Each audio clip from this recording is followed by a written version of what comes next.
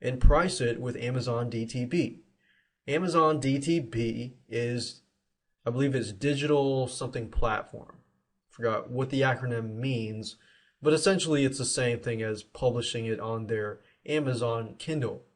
A very, very easy process to implement, and I'll show you that in that particular video.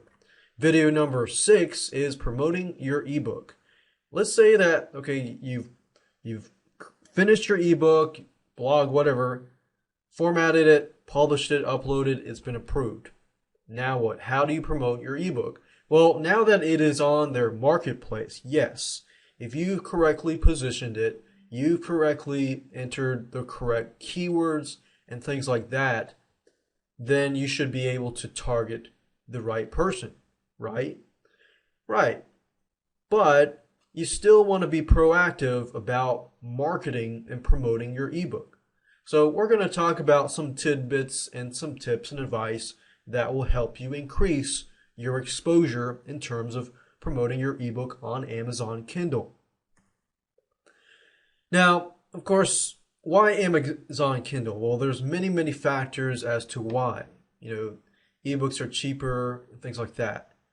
But on November 19th, 2007, Amazon released the first Kindle first generation. So within 5.5 hours, it was sold out. Now keep in mind that the device remained out of stock for another 5 months until late April 2008. So that tells us that, wow, it was released, and guess what? It was sold out for several months. Approximately 5 months, about almost half a year. Now, the good thing about Amazon Kindle is there's a large demand. And it's easy to use. It's very user-friendly, even for newbies. In fact, I was flying on the airplane, and, next to me was this guy who knew little about technology. I even talked to him about it.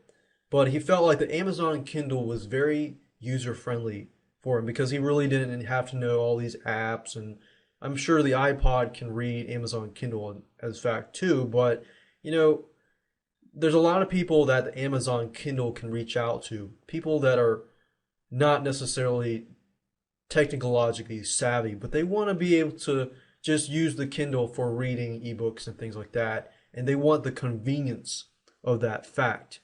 Now, Amazon Kindle can publish on many different phones, not just the Amazon Kindle. So as you can see, the market is huge. Ebooks are cheaper than the hardbook covers. A lot of places that sell, hardcover books, people can get the ebooks a lot cheaper on Amazon Kindle. But of course, you got to keep in mind that with Amazon Kindle, you got to buy a $100 machine or $100 product before you can actually buy the ebooks. But just keep in mind that in the long run, ebooks are often cheaper than hardcover books. So that's a big selling point there. Now let's talk about the tools that you are going to need to be able to implement this system and publish your ebook onto Amazon Kindle. First, you're going to need Microsoft Word or OpenOffice because you're going to need to be able to create doc files and then, of course, convert that into HTML format. So I personally would recommend Microsoft Word. OpenOffice is free and it is out there. You can use it. I personally use Microsoft Word, which is widely used already. And then you're going to need an HTML editor, especially if you want to edit the HTML and things like that. You can convert a Word document into HTML format, which is fine. But with an HTML editor, you have a little more leeway as far as the look of your end product. Because Amazon Kindle does allow images and things like that. Amazon likes HTML files. There's nothing fancy about the tools that you're going to need. In fact, you don't need to go out and pay any money. We're going to use a software called Mobi Pocket Creator, which basically allows you to convert your HTML files, I believe, and then protect them and things like that. Now let's talk about content guidelines. Essentially, what does Amazon allow you to do and what does Amazon not allow you to do? Now, most of this slide is going to be made up of things that Amazon does not allow. For example, they do not allow pornography. They do not allow offensive material, illegal items, stolen goods, recopied media.